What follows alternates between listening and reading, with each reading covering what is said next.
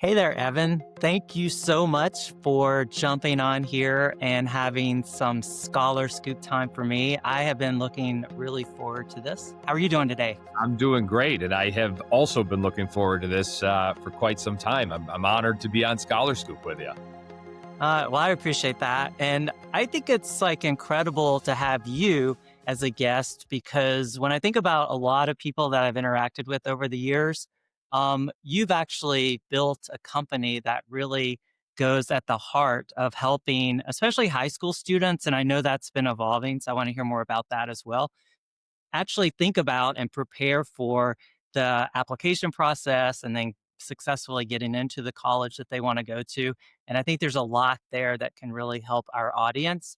But before we dive into that, I think always a good place to start is to get a little bit of history about Yeah. you and your journey. Because I've also discovered through a lot of these conversations that just sharing your journey can offer a lot of insight that can help students that are thinking about college or thinking about how to be successful in life in all kinds of ways. So maybe take just a couple of minutes and tell us a little bit about what your college experience was like. And maybe if you would have ever imagined doing what you're doing now when you were in college. Well, I can start with the latter and graduate back into how it got me there, and absolutely the answer is no. I had no idea that I would end up being the president of a college admissions consulting company now for 13 years when I was in university. But I think that that's part of what got me there. So the 2 minute history. I'm from Buffalo, New York.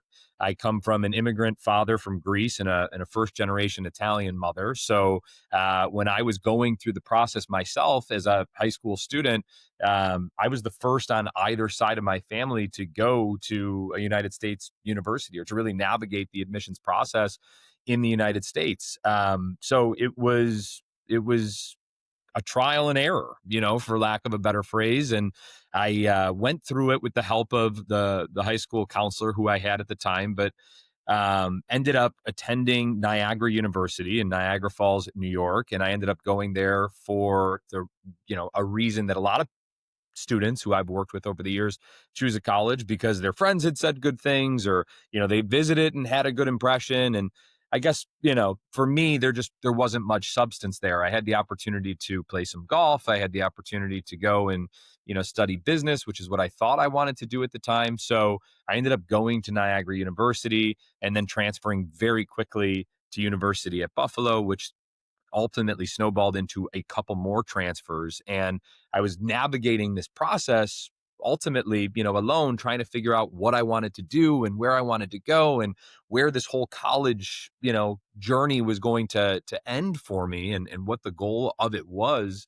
And without knowing it, was discovering a lot of nuances and ins and outs of what life was like at different styles of universities and types of universities. And so when I graduated 4 years later and four transfers later, I started law school and decided that that wasn't for me either. And at that point, a familiar friend of ours was a really big influence in my life, and her assessment and her way of thinking ultimately led me to think, hey, if I understood some of these concepts about who I am and what I'm meant to do, I would have never struggled the way that I did through the last really 6 years, but certainly 4 years of undergraduate, and that's what led to the inception of the idea for College Confidence Coach.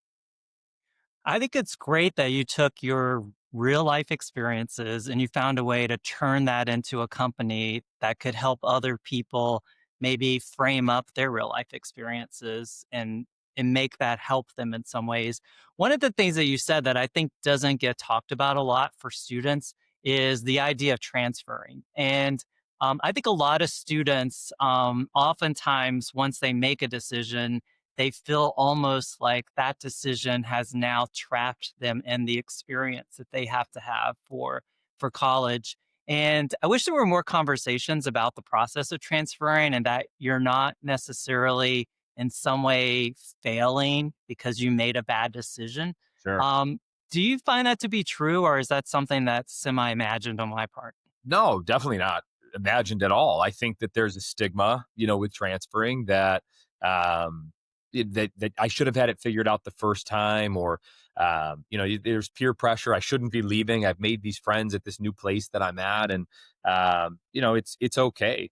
Obviously, I'm a product Right. of many transfers, and I think that for some students, specifically students who are more prone to improvisation and liking to shake things up and try new things, transferring can be that bright shiny object that ultimately lands them in the place that they're supposed to, or in my case, a couple of mishaps before getting to the place I was supposed to. But yeah, no, I agree with you. I think there's a stigma that goes along with it. And if you look at any of these national headlines, it's, well, there's a 35% transfer rate, or there's this in retention. And ultimately, I think universities uh, would prefer to have the students who want to be there. So I don't even think they're necessarily against that. I think a lot of universities welcome transfer students with open arms. That's why there's specific processes for transfer applications and specific counselors for transfer students. And obviously, it's there for a reason. Yeah, I think it's also something that I will tell students sometimes, that you'd be surprised how many four-year universities have a lot of scholarships available for students who are transferring. Because the Absolutely. truth is, they all realize students are going to transfer out and they need to actually be able to replace those students in some way. And so I think there's a little bit of a strategy too behind that idea that, let's say you can't get into your first choice institution. So how about going to maybe your second choice? And once you're there, if you still are committed to the first choice, oftentimes you can maybe transfer into that first choice a little bit easier than you might have gotten in as a first time freshman.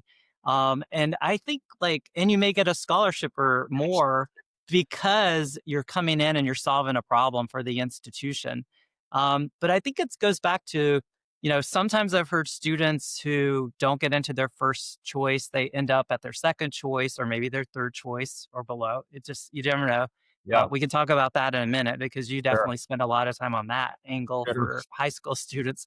But I think sometimes people do get to their second or other choice, and then they realize that this is actually good. Actually, Yep, if you go with an open mind and maybe not just with the attitude of I'm going to resist this experience so I can potentially transfer.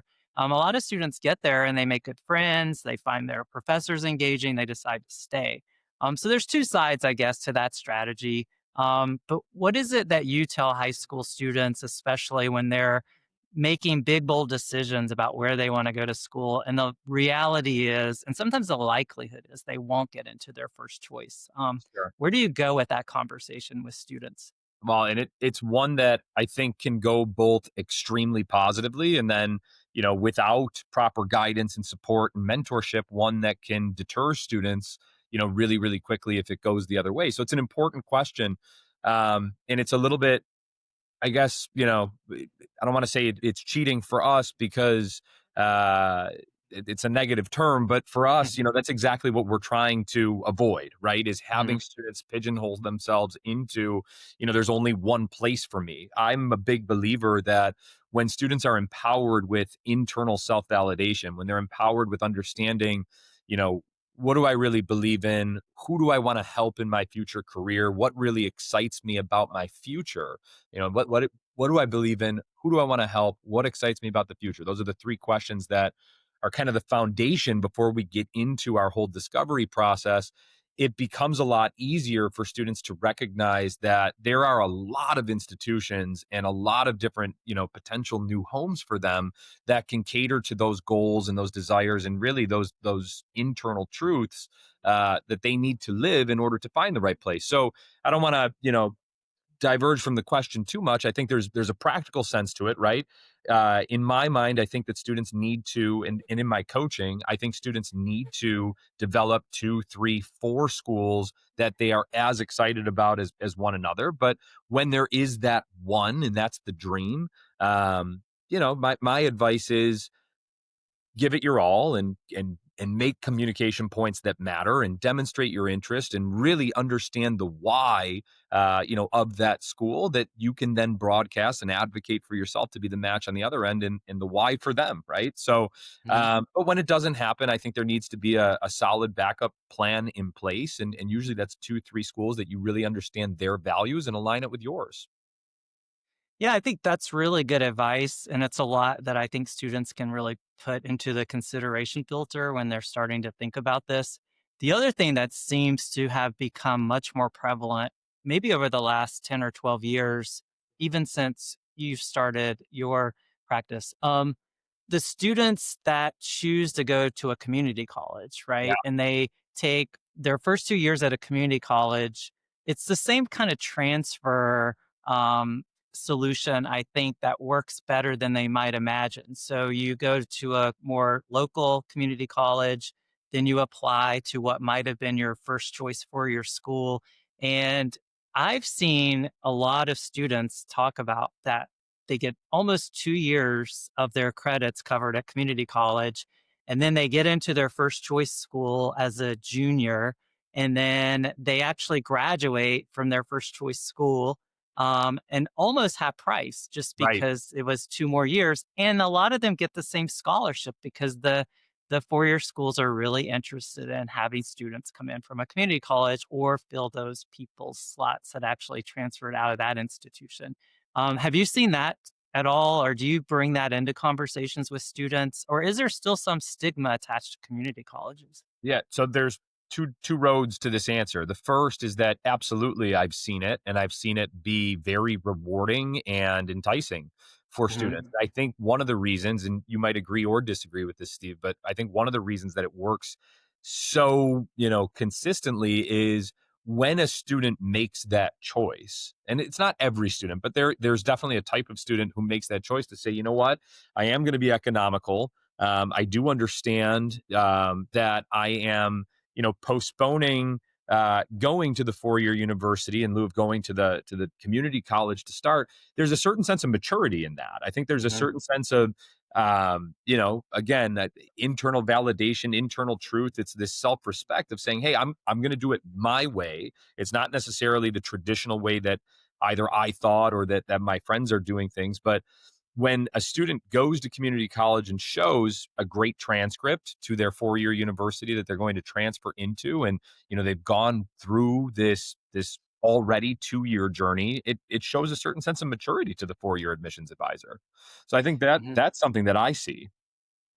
Yeah, I think along with that, sometimes students, when they're thinking about their applications for college or even in college, and they're starting to think about applying for jobs, internships or Yep. practicums or whatever. Sometimes those questions come up. It's like, well, I don't really have a lot to offer for experience. I worked at the ice cream shop, or I Yep. did this or that. That doesn't really count. And I think it does actually count for a lot because, to the point that you were making about the maturity level, or what some people call grit, it's like, well, these are really important qualities about your character that could say a lot for you being a part of that institution. How do you bring that into conversations with students when they're thinking about, how do I make an application pop somehow? Yeah. It's all of the things that you just mentioned, and even more than that, right? I think anything where you have taken a lesson out of it and can apply it to, the way that you approach work or the way that you approach communicating with people and leading and demonstrating. You might not think that, your job at the ice cream parlor has led to much, but you've interacted with people, you've solved problems for them, you've brightened their days, you've communicated with people in ways that you probably don't even understand at a surface level, that you've made an impact, but you have. And so everything that these students do, whether it's a club that they join, a sport that they play, nannying, babysitting, a part-time job, helping with family responsibilities or caring for siblings, it all leads to the development of who you are on many different levels. So when we're going through the application building strategies with our students, we make them whiteboard digitally or in person, Mhm. all of these potential things. And there's nothing that they can say that is not important, because there's lessons to be taught or lessons to be understood and then advocated for on those apps. So, what are the things that you've come to realize on applications? Because I just kind of picture an admissions officer and they're sitting there and they have 500 applications Yep. just stacked up on their desk. And now they're reading one and then they read the next one and then they read the next one. And then how is it that they don't all really start sounding the same, right? Like, what Yep. is it that makes something in an application potentially stand out for someone? So again, I'm gonna start with saying that's true, right? Like it is impossible, and oftentimes I find myself having the conversation specifically on the personal statement and on the essay side when you think about how many millions of applications. We haven't seen a change in Common App essay prompts since I think it's 2019 now. So definitely pre-COVID or the year before COVID, they manipulated one of the prompts since that time, but the 6 out of the 7 have remained the same since that time. So when you think about how many students apply to college each year in the United States and they're writing personal statements on these same 7 prompts, well, yeah, it is a little bit tired. These admissions Mhm. counselors have seen tens of thousands of repeating topics on the same 7 prompts. I mean, if you do the math, it's pretty staggering. So what I tell students is it's not necessarily, you don't need to fear being lost in the shuffle. If you are really committed and you understand, what you're applying to that university for, you understand what that university has put out into the public on, here's what our values are, here's what our students have accomplished, here's what our faculty is doing, and you really take the time to understand their mission, their alignment, and what's out there, and then you align an application to the major you're applying to, right? So let's say Mhm. you want to be, a business major at GW. Well, go and look at what GW's business program has published in the last 3 months, and go and find an internship that relates to something, and have career oriented related activities. I know that's a mouthful. When you Yeah. look at that activity side of the application, make sure that the activities that you're putting on there, whether it's an internship, it's published research that you've done, it is a shadowing opportunity that you've had with somebody in a field that relates to the major you're applying to. Make sure that it aligns. And yes, it's work, Steve. It is, but like, that's the whole point of this. If you want to be a serious applicant, you have to understand who's on the other side of the table. Yeah, I think it's good that you framed it up as work because I think the process of applying to college is a really big decision. And not only from choosing the college, but the financial obligation, the potential outcome of what that's going to turn into for your future.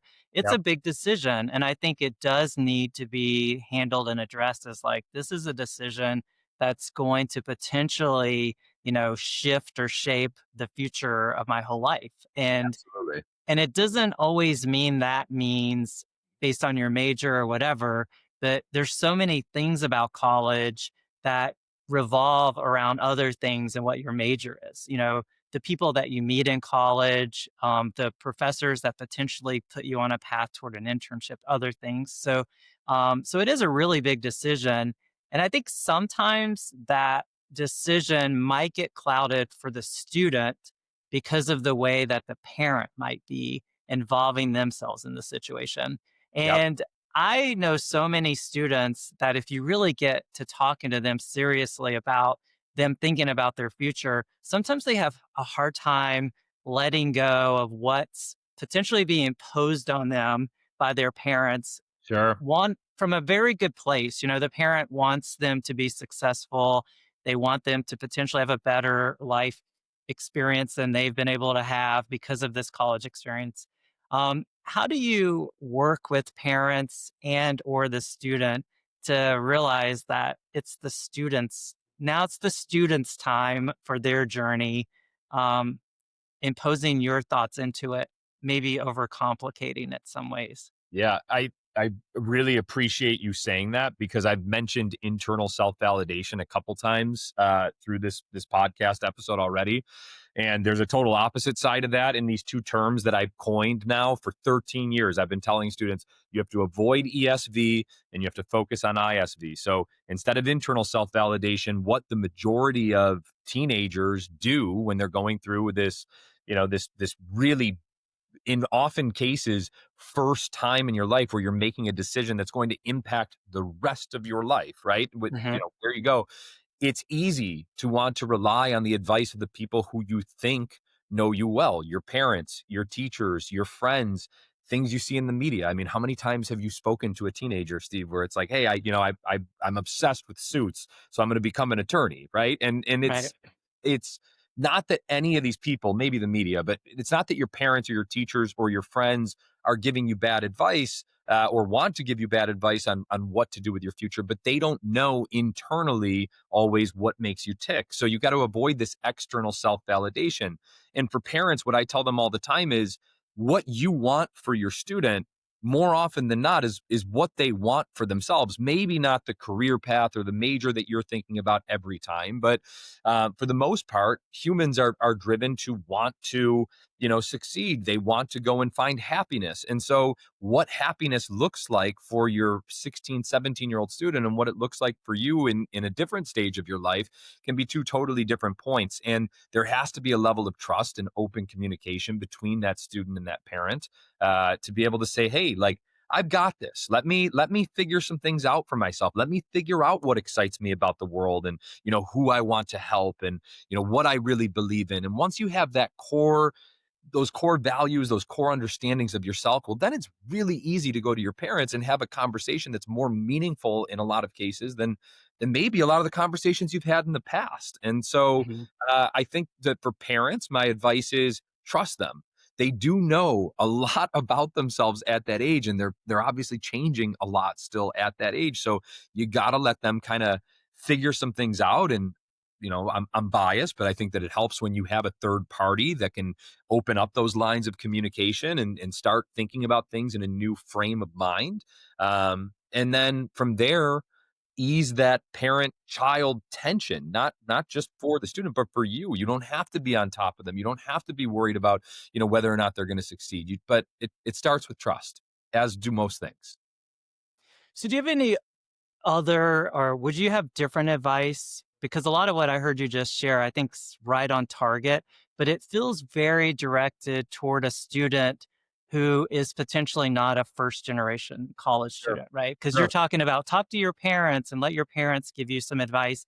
I think sometimes, or most of the time, probably with first generation college students, they don't know what they don't know, and they don't really have that parental unit that's able to plug in Yeah. the holes. So, do you work with many first generation college students, and do you do things differently for them than maybe someone coming to you with traditional parents that have gone to college or Yeah. generation? So I am one myself, Right? Yep. so I can feel that, in every core of my being.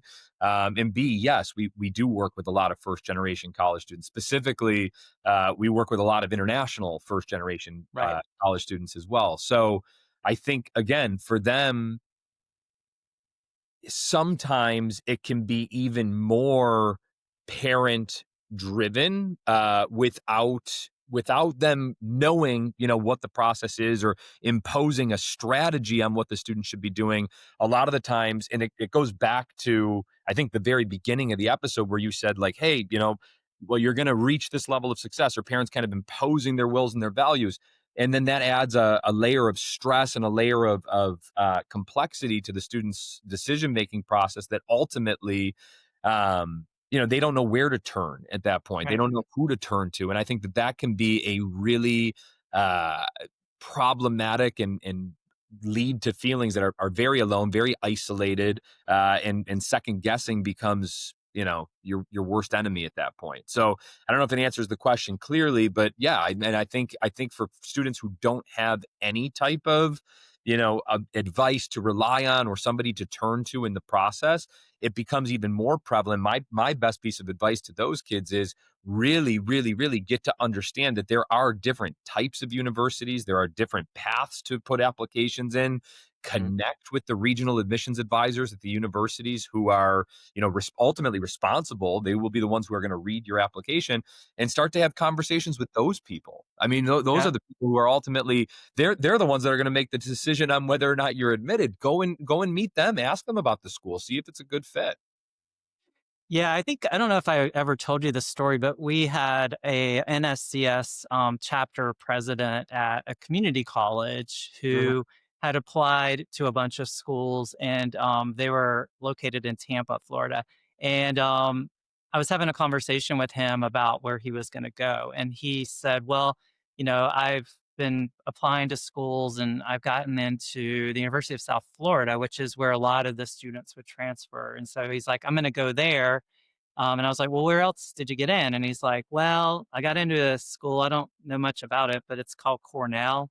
And and so I was like, "Oh, well, let's talk about that for a minute." Like Cornell's like, an Ivy League, and he didn't really know what that was or what that Yep. would mean for him as a student. And when I got to really know him more, it goes back to what you're saying. Like, he didn't have anybody in his family to talk about it. And then his concern was that he actually wanted to stay closer to his family because he Sure. worked and he was contributing toward the family, resources that they needed. And so he couldn't really imagine uprooting from where he lived in Tampa and going up to, Ithaca, New York. And Sure. so we had a lot of conversations about that over a period of time and how could he potentially do it, what difference he might have for a future if he went to school there. Not that you can't go to the University of South Florida and have a great, but if you get into Cornell, which a lot of people would like to and they can't, right? You should really seriously think about that as an opportunity. So he ended up going there, which was actually good for him. And he came back to Tampa when he was finished. And I think that just, I always have that story in my Sure. mind just because I know that there's bazillions of those students that don't have anybody. And I think about the resources that you provide, or a lot of, independent education consultants that are out there now with the intent to help students make these kinds of decisions. And how does the affordability of that work? Like, do you find that it might not be potentially accessible to some students? One, because they might not even know it's a resource that's out there. And Sure. then second, if it comes into their sphere of knowing about it, do they sometimes potentially believe they can't afford it? Like, what are your thoughts around that as we try to always think about like how to make things accessible to Sure. students who potentially can't afford it? College or IEC services? I think IEC services to start with, because I think that could be a good resource to help students get to the college. Sure. But so Yeah. Well, generally, what do you think?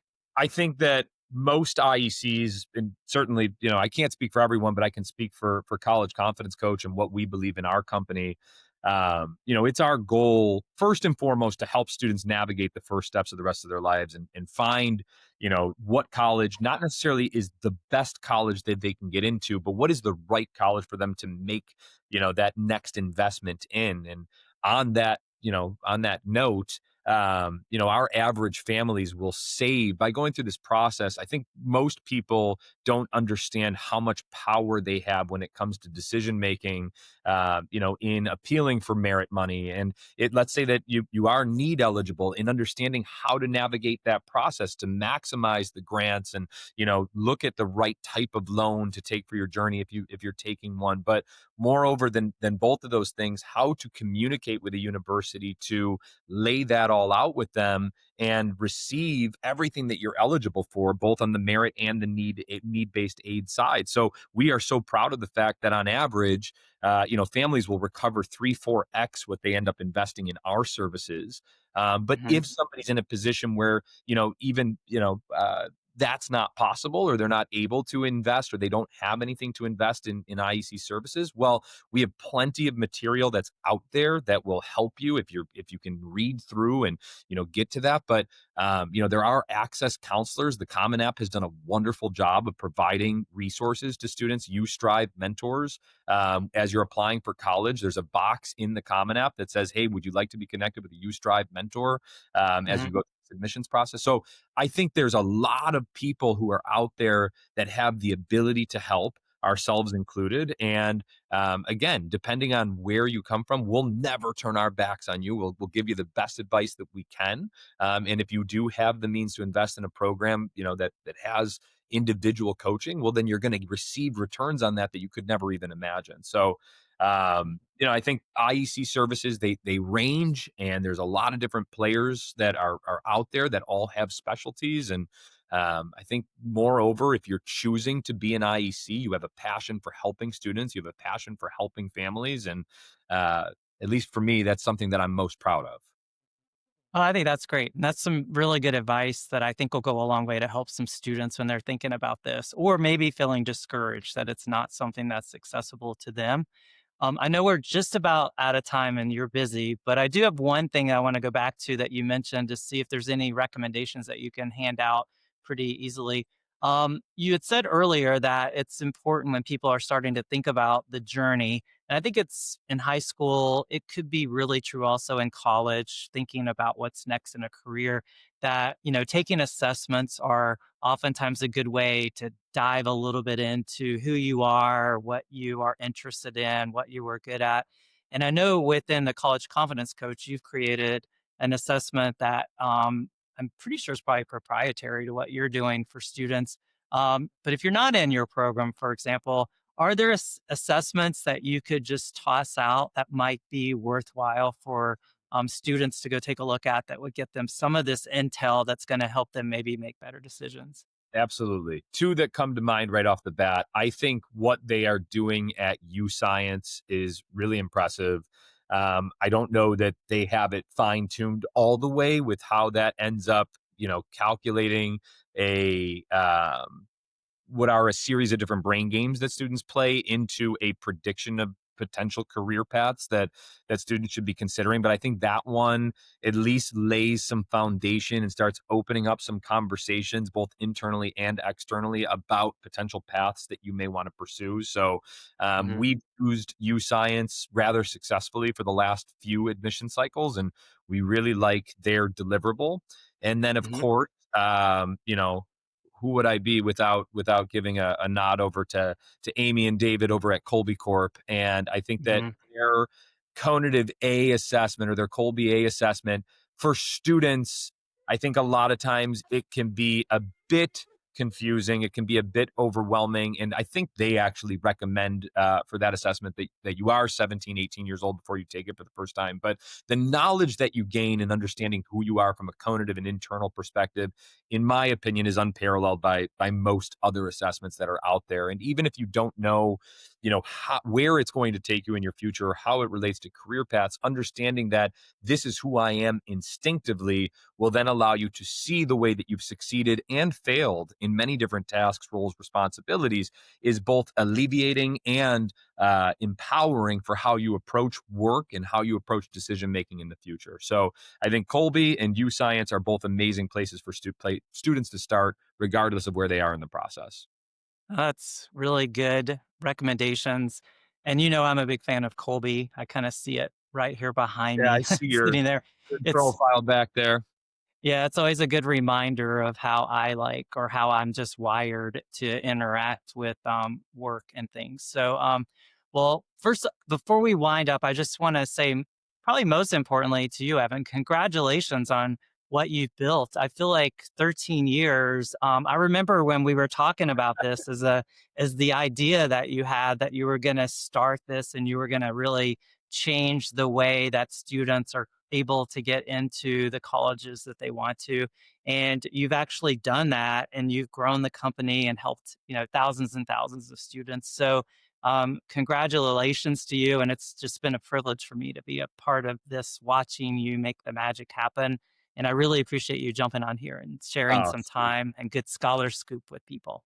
Thank you so much for having me. I'll never forget, the first time that I flew out to DC. It was January 3rd, because it was my mom's birthday, and I came dressed in a full suit and tie. I'll never forget it, to come and meet you in DuPont Circle. And I still laugh about it because I owe you such a huge, huge, huge debt of gratitude, in not just giving me the opportunity to work with NSCS and Torch and Laurel and, all of that, but believing in my crazy idea and, Mhm. encouraging me to keep going. And I think that it is without a doubt, one of the greatest influences that pushed me from, hey, this is something that I think I want to do, to, hey, this is something that we can do that can make an impact on people's lives. So, not only thank you for having me on ScholarScoop today, it's been an honor and a pleasure, but thank you for always encouraging, myself and millions of other students who you have throughout your life.